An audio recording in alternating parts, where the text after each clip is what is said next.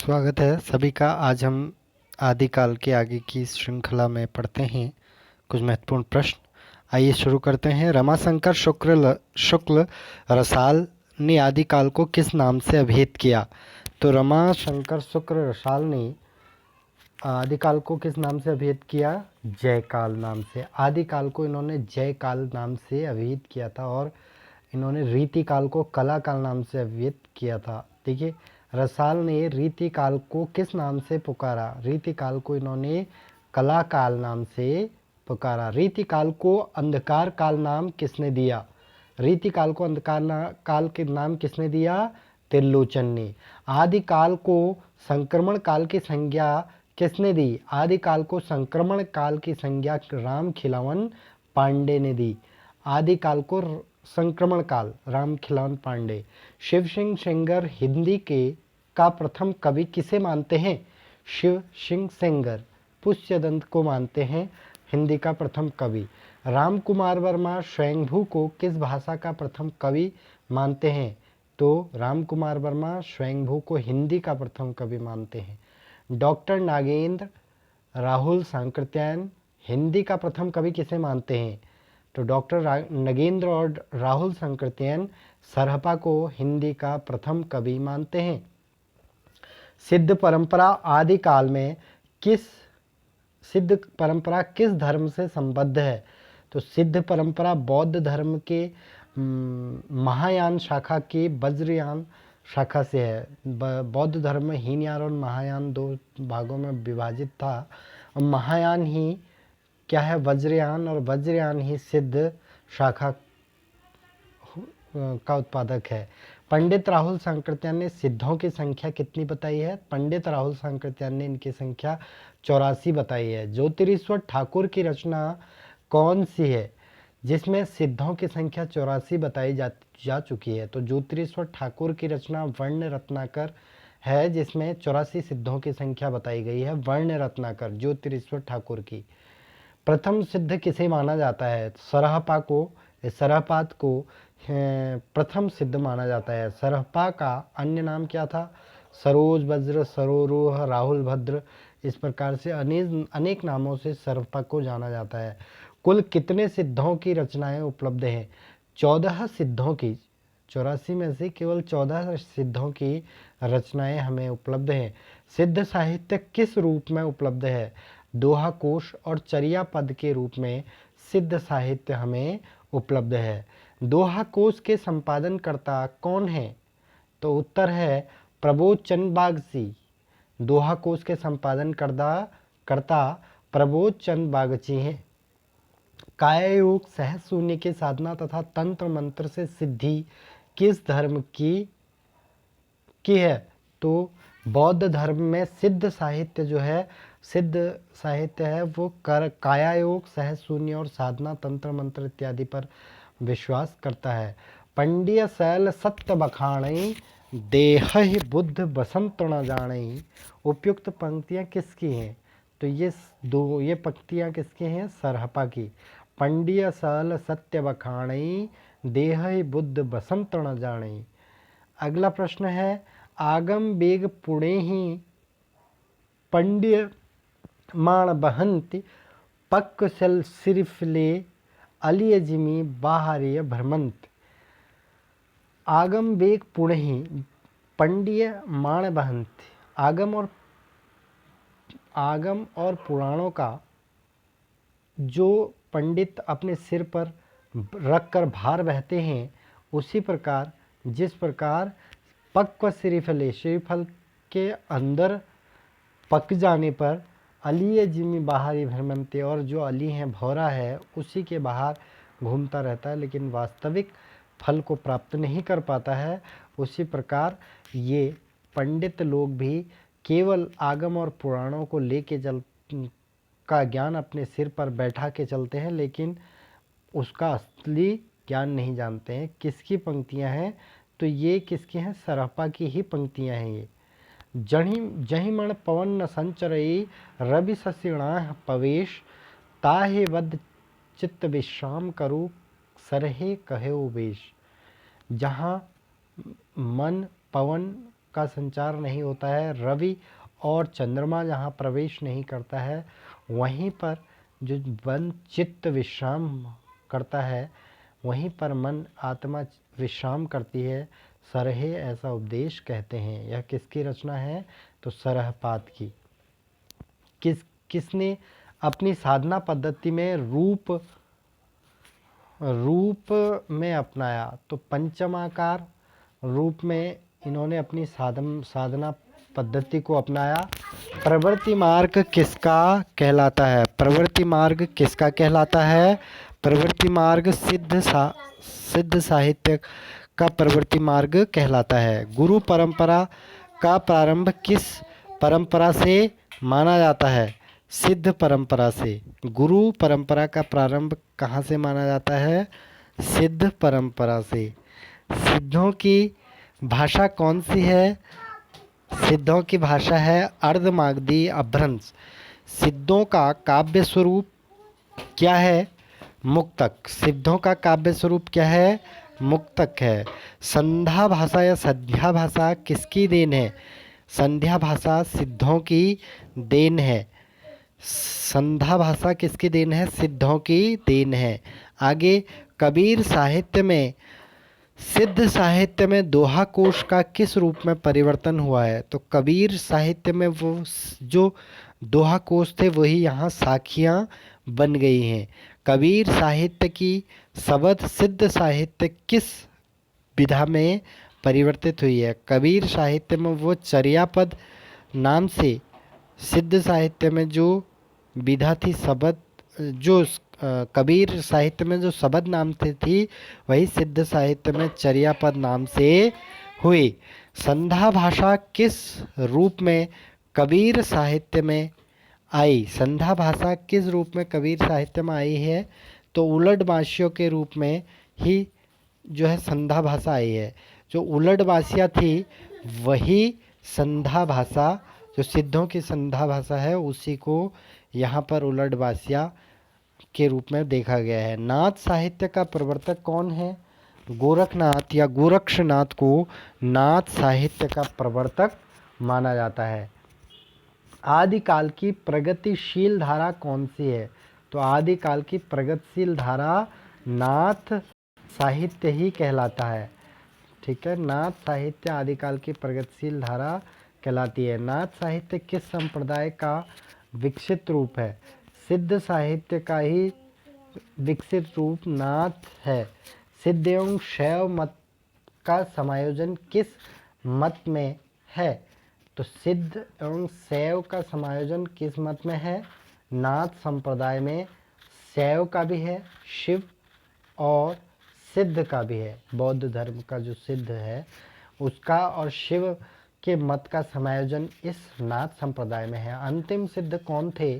अंतिम सिद्ध मच्छिंद्रनाथ या मत्स्येंद्रनाथ या मत्स्येंद्रनाथ थे। मत्स्येंद्रनाथ यही जो है गोरखनाथ या नाथ संप्रदाय के प्रवर्तक भी कहलाए। जाग मच्छिंदर गोरख आया किसका है? किसकी पंक्ति है? जाग मच्छिंदर गोरख आया, यह गोरखनाथ की है। कुल नाथों की संख्या कितनी है? 9। सिद्धों की संख्या 84 थी, नाथों की संख्या कितनी है? 9।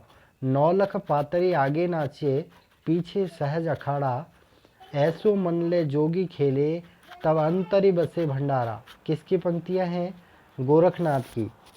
9 लख पातरी आगे नाचे, पीछे सहज अखाड़ा, ऐसे मन ले जोगी खेले, तब अंतरी बसे अंगारा भंडारा। गोरखनाथ की पंक्तियां हैं। जोगी सोई जानिए, जगते रहे उदास, तत् निरंजन पाइए, कहे मच्छिंद्रनाथ। किसकी पंक्तियां हैं? मत्स्येंद्रनाथ की या मच्छिंद्रनाथ की हैं। कुंडलिनी जागरण व षट चक्र भेजन का महत्व किस संप्रदाय में है? तो कुंडली जागरण किस में है? नाथ संप्रदाय में कुंडली जागरण और षट चक्र भेदन है। यह ह और ठ को यानी कि सूर्य और चंद्रमा को मिलाने की बात करते हैं, यानी दो विपरीत परिस्थितियों वाली, विपरीत स्थितियों वाली चीज़ों को मिलाने के पक्षधर हैं नाथ संप्रदाय। कुंडलिनी जागरण और षड चक्र भेदन। सिद्ध साहित्य पद्धति किसकी देन है? तो गोरखनाथ की। आगे, जोई जोई पिंडे सोई सोई ब्रह्मांडे, सोई ब्रह्मांडे किसकी पंक्तियां हैं? गोरखनाथ की। जान के अजान होए बात तू ले पछाण, चेले होए दुआ लाभ होएगा, गुरु होए हाँ आणी। यानी कि गुरु होए आणी का मतलब गुरु होकर हानि होगी। चरपटी नाथ की ये पंक्तियां हैं। जान की अजाने होए बात ले तू पछाण, चेला होए दुआ लाभ होएगा, गुरु होए आणी। चरपटी नाथ। नाथ साहित्य का काव्य स्वरूप कैसा है? नाथ साहित्य का काव्य स्वरूप मुक्तक है। इसमें कोई भी जो है रचना मुक्तक है, प्रबंध नहीं है। भाषा अभ्रंश व पुरानी हिंदी का संक्रमित रूप नाथ साहित्य में देखने को मिलता है। गोरखनाथ के 40 ग्रंथ हैं, परंतु गोरखनाथ के संकलनकर्ता, गोरखवाणी के संकलनकर्ता पीताम्बर दत्त बड़थवाल ने कितने माने हैं? तो पीताम्बर दत्त बड़थवाल ने गोरखवाणी में केवल 14 ग्रंथों का संकलन किया है। हजारी प्रसाद द्विवेदी आदिकालीन कवियों में सर्वाधिक महत्व किसे देते हैं? हजारी प्रसाद द्विवेदी आदिकालीन कवियों में सर्वाधिक महत्व किसे देते हैं? गोरखनाथ को। गोरखनाथ को। जैन कवियों की काव्य प्रवृत्ति कैसी है? तो जैन कवियों की काव्य प्रवृत्ति कैसी है? उपदेशात्मक। जैन साहित्य स्वरूप कैसा है? जैन साहित्य का स्वरूप प्रायः मुक्तक है, परंतु यहाँ पर चरित्र मूलक काव्य प्रबंधात्मक है। अगला प्रश्न है, अभ्रंश भाषा के कवि स्वयंभू के ग्रंथ हैं। पवनचरियु, रिठ्ठणीचरियु, स्वयंभू छंद, ये तीनों ही स्वयंभू के रचनाएं हैं जो अभ्रंश भाषा के कवि माने जाते हैं। राम कथा पर आधारित पवनचरियु कितने खंडों यानी कांडों में विभाजित है? तो राम कथा पर आधारित जो पवनचरियु है ये केवल 5 कांडों में विभाजित है। अभ्रंश का वाल्मीकि किसे और क्यों कहा जाता है? अभ्रंश का वाल्मीकि स्वयंभू को कहा जाता है, जो पवनचरियु राम काव्य की रचना के आधार पर इसको बताया गया है। रिठ्ठणीचरियु का आधार कौन सा ग्रंथ है? महाभारत का हरिवंश पुराण रिठ्ठणीचरियु का आधार ग्रंथ है। महाभारत का हरिवंश पुराण। आगे है, जैनियों का हरिवंश पुराण किसे कहा जाता है? तो जैनियों का हरिवंश पुराण रिठ्ठणीचरियु को कहा जाता है। अगला प्रश्न है, स्वयंभू छंद में प्राकृत व अभ्रंश के कुल कितने कवियों के का उदाहरण है? तो स्वयंभू छंद में प्राकृत व अभ्रंश के कुल 60 कवियों का वर्णन है। स्वयंभू छंद उदाहरण है। पुष्यदंत की रचनाएं कौन कौन सी हैं? तो पुष्यदंत की रचनाएं हैं महापुराण, पुष्यदंत की रचना है अणई कुमार चरियु, पुष्यदंत की रचना है जसहर चरियु भी पुष्यदंत की रचना है। महापुराण जसहर चरियु, अणई कुमार चरियु, तीनों पुष्यदंत की रचनाएं हैं। पुष्पदंत या पुष्यदंत के महापुराण में कुल कितने कवियों का जीवन चरित वर्णन है? 63 महापुराण भी कहा जाता है इसको। कुल 63 यानी 63 कवियों का इसमें वर्णन है। पुष्यदंत के महापुराण में कुल कितने कवियों का? 63 महापुराण कहा जाता है इसको, तो कुल 63 कवियों का इसमें वर्णन है। पुष्यदंत के किस ग्रंथ में राम कथा के साथ साथ महाभारत कथा को समन्वित करने का प्रयास किया गया है? तो उत्तर है महापुराण। महापुराण में पुष्पदंत के ग्रंथ महापुराण में राम कथा के साथ साथ महाभारत की कथा को भी समन्वित करने का प्रयास किया गया है पुष्पदंत के महापुराण में। पुष्पदंत के महापुराण में कुल कितनी संधियों से युक्त है? तो 102 संधियां महापुराण में, पुष्पदंत के महापुराण में 102 संधियां वर्णित है। आगे है, महापुराण के अनुसार पुष्यदंत को किसकी संज्ञा दी जाती है? महापुराण के अनुसार पुष्यदंत को व्यास की संज्ञा दी जाती है। महापुराण। अभिमान मेरु किसका नाम था? अभिमान मेरु पुष्पदंत का नाम था। पुष्पदंत स्वयं को अभिमान मेरु भी कहते थे। रणय कुमार चरयु कितने संधियों से युक्त है? रणय कुमार चरयु कितने संधियों से युक्त है? 9 संधियों से। जसहर चरयु कितनी संधियों से युक्त है? जसहर चरयु 4 संधियों से युक्त है। जैन साहित्य के सर्वाधिक सुरक्षित कवि कौन है? सुशिक्षित कवि कौन है? जसहर चरयु में कितनी संधियां हैं? 4 संधियां हैं। जैन साहित्य का सर्वाधिक सुरक्षित कवि कौन है? हेमचंद्र, 11वीं सदी का शताब्दी का।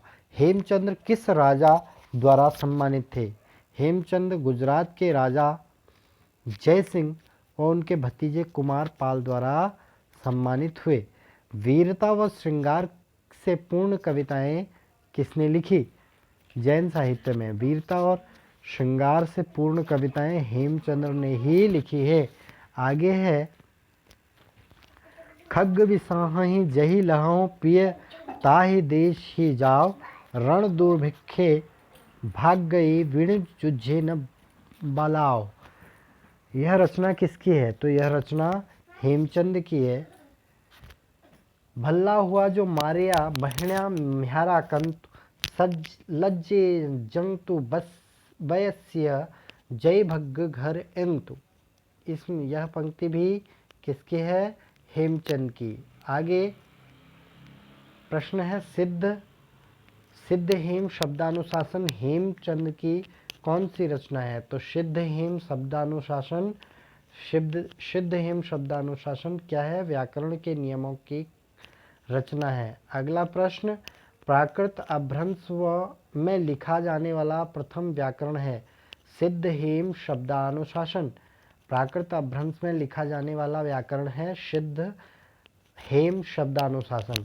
प्राकृत का पाणिनि किसे कहा जाता है? प्राकृत का पाणिनि हेम को उसके हेमचंद को शब्दानुशासन के लिए माना जाता है। छंदानुशासन किसकी रचना है? छंदानुशासन भी हेमचंद की रचना ही मानी जाती है। छंदानुशासन भी हेमचंद की रचना है और शब्दानुशासन भी प्रसिद्ध हेम की रचना है। निम्नलिखित में से हेमचंद की रचना कौन सी है? कुमारपाल चरयु, योग शास्त्र, देशी नाममाला या उपर्युक्त सभी। तो उपर्युक्त सभी जो है हेमचंद की रचनाएं हैं। कुमारपाल चरयु, देशी नाममाला, योग शास्त्र, उपयुक्त सभी। अमीर खुसरो का मूल नाम क्या था? अमीर खुसरो का मूल नाम अबुल हसन था। इनका जन्म काल 1253 से 1325 भी माना जाता है। आदिकाल में सर्वाधिक राजदरबारों में रहने का गौरव किसे प्राप्त था? आदिकाल में सर्वाधिक राजदरबारों में रहने का अमीर खुसरो को जो है गौरव प्राप्त था। कुल 11 राजदरबारों में ये रहे हैं। अमीर खुसरो सर्वाधिक समय तक किसके दरबार में रहे? अमीर खुसरो सर्वाधिक समय तक अलाउद्दीन खिलजी के दरबार में रहे। अमीर खुसरो को तूतीय हिंद की उपाधि किसने प्रदान की? अमीर खुसरो को तूतीय हिंद की उपाधि अलाउद्दीन खिलजी ने प्रदान की। अगला है प्रथम हिंदी शब्दकोशकार कौन थे? प्रथम हिंदी शब्दकोशकार कौन है? अमीर खुसरो। तबले और सितार का आविष्कारक कौन है? आविष्कारकर्ता कौन है? तो तबले और सितार का आविष्कार अमीर खुसरो ने किया है। खड़ी बोली के प्रथम कवि कौन माने जाते हैं? खड़ी बोली के प्रथम कवि कौन माने जाते हैं? अमीर खुसरो। उर्दू भाषा का प्रथम कवि किसे माना जाता है? तो उर्दू भाषा के प्रथम कवि भी अमीर खुसरो को ही माना जाता है। ब्रज व अवधी भाषा का प्रथम कवि कौन है? ब्रज और अवधी भाषा का प्रथम कवि भी अमीर खुसरो को माना जाता है। ब्रज भाषा, अवधी भाषा, हिंदी भाषा, उर्दू भाषा, इन हिंदी खड़ी बोली भाषा, इन सभी का इनको प्रथम कवि माना जाता है। अमीर खुसरो की कितनी रचनाएं मानी जाती हैं और कितनी रचनाएं उपलब्ध हैं? अमीर खुसरो की कुल 100 रचनाएं मानी जाती हैं, जिसमें केवल 20 रचनाएं हैं उपलब्ध हैं। अमीर खुसरो की ज्ञानमूलक मनोरंजन परक काव्य रचना क्या है? पहेलियाँ। ज्ञानमूलक मनोरंजन परक काव्य रचना क्या है? अमीर खुसरो की पहेलियाँ। खुसरो की पहेलियाँ किस भाषा में हैं? खुसरो की पहेलियाँ खड़ी भाषा में हैं। खुसरो ने मुकुरियाँ किस भाषा में लिखी? खुसरो ने मुकुरियाँ ब्रज भाषा में लिखी हैं।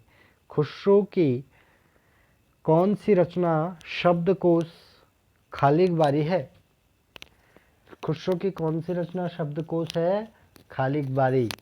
अगला है सामाजिक व्यंग्यात्मक अभिव्यक्ति परक खुसरो की कौन सी रचना है?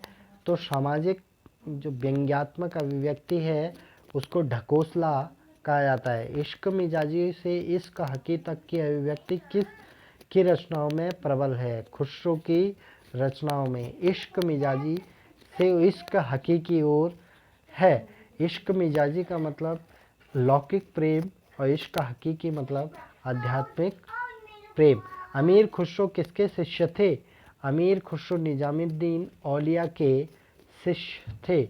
उज्ज्वल बरन अधीन तन एक चित्त दो धान, देखत में तो साधु है निपट पाप की खान। किसकी पंक्तियां हैं? उज्ज्वल बरन अधीन तन एक चित्त दो धान, देखत में तो साधु है निपट पाप की खान। ये विद्यापति की रचना से है। विद्यापति का जन्म स्थान व जन्म काल क्या है? तो विद्यापति का जन्म बिहार के दरभंगा जिले के बित्सी नामक ग्राम में इनका जन्म 14वीं से 15वीं शती के बीच माना जाता है। हिंदी साहित्य के पहले कृष्ण कवि के रूप में कौन प्रतिष्ठित हैं? विद्यापति। हिंदी साहित्य के पहले कृष्ण कवि के रूप में कौन प्रतिष्ठित है?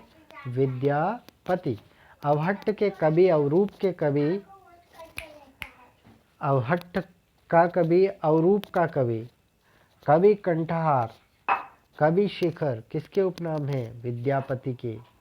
अगला प्रश्न, विद्यापति को जातीय कवि की संज्ञा किसने दी? विद्यापति को जातीय कवि डॉक्टर बच्चन सिंह ने कहा। जातीय कवि डॉक्टर बच्चन सिंह ने विद्यापति को कहा। विद्यापति को श्रृंगार का सिद्धवॉक कवि की संज्ञा किसने दी? विद्यापति को श्रृंगार का सिद्धवॉक कवि की संज्ञा किसने दी? हजारी प्रसाद द्विवेदी ने। अगला प्रश्न है, विद्यापति के कुल कितनी रचनाएं हैं? विद्यापति के कुल 14 रचनाएं हैं, जिसमें 11 संस्कृत की और 3 हिंदी की हैं। विद्यापति की रचनाएं कीर्ति लता व कीर्ति पताका की रचना कब और किसने की? विद्यापति की ने इनकी रचना की है, कीर्ति लता और कीर्ति पताका की। अगला प्रश्न है, विद्यापति की हिंदी अवहट्ट की कौन सी रचना चंपू काव्य में है? विद्यापति की हिंदी अवहट्ट में इनकी ये रचना है कीर्ति लता, जो कि चंपू काव्य के रूप में है। चंपू काव्य यानी गद्य और पद्य का सब मिश्रण। देशिल वर्णा सब जन मिठा ते तैशैव जब पव अवहट्टा किसकी पंक्तियां हैं? ये पंक्तियां हैं विद्यापति की। कीर्तिलता कितने पल्लवों में विभक्त है? कीर्तिलता 4 पल्लवों में विभक्त है। प्रथम जो पल्लव है उसमें कीर्ति सिंह का चरित्र वर्णन है और अन्य 3 में युद्धों का वर्णन है। कीर्तिलता का काव्य स्वरूप क्या है? तो कीर्तिलता का काव्य स्वरूप ऐतिहासिक चरित्र मूलक खंड काव्य है। कीर्ति पताका किस भाषा में रचित है? कीर्ति पताका भी अवहट्ट भाषा में रचित है। कीर्ति पताका का वर्ण विषय क्या है? उत्तर है राम कथा। कीर्ति पताका में राम की कथा वर्णित है। विद्यापति की कौन सी रचना अप्राप्य है? तो विद्यापति की कीर्ति पताका अभी तक प्राप्त नहीं है। पदावली का वर्ण विषय क्या है? पदावली का वर्ण विषय, मूलतः इनके 3 विषय हैं, तो लेकिन कृष्ण चरित पदावली का कृष्ण काव्य संयोग श्रृंगार, भक्ति व श्रृंगार का समन्वयित रूप इसमें था। तो पदावली का वर्ण विषय कृष्ण का चरित्र है। पदावली की रचना किस भाषा में हुई? पदावली की रचना मैथिली भाषा में हुई। पदावली की रचना विद्यापति ने किसके दरबार में की? पदावली की रचना विद्यापति ने राजा शिव सिंह और रानी लक्ष्मण देवी के दरबार में की। ए सखी देखल एक अपरूपा, सुनैते मानव सपन स्वरूपा, जिसकी किसकी पंक्तियां हैं? विद्यापति की। पदावली से ये पंक्तियां लिखी गई हैं। राहिल रहल हम दूर मथुरापुर, एते हो सहयो परान, माधव बोलत मधुरी वाणी, जहाँ जहाँ जुग पग धरई, तह तह सरोरुह जान। उपरोक्त पंक्तियां किसकी हैं? विद्यापति की। विद्यापति की पदावली से ये पंक्तियां उद्धृत हैं। तो ये थे आज के महत्वपूर्ण प्रश्न। आप अगर पसंद आया हो तो चैनल को सब्सक्राइब करना न भूलें।